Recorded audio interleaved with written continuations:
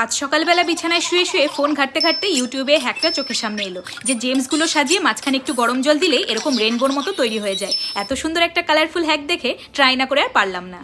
Fridge খুলে দেখলাম 5 টাকা দামের দুটো জেমসের ছোট প্যাকেট রয়েছে। ভাবলাম চলো এটা দিয়েই হ্যাকটা ট্রাই করা যাক, সত্যি রেনবোটা বানাতে পারি কিনা।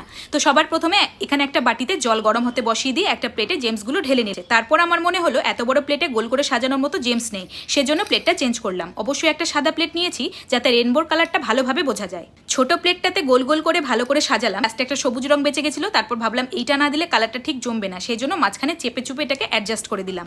এবার সেই সময়টার অপেক্ষা, গরম জলটা এনে একটা হাতলে করে সামান্য গরম জল আলতো করে এর উপরে দিয়ে দিলাম। মনে ভীষণ টেনশন হচ্ছে, যদি ঠিকঠাক না হয় তাহলে চকলেটটাও বেকার যাবে, আর যেটা করতে চাইছি সেটাও বেকার হয়ে যাবে। ওয়াও, সত্যি কি সুন্দর লাগছে দেখতে, একদম রেনবোর মতোতে। আমার টোটাল 35 সেকেন্ড সময় লেগেছে।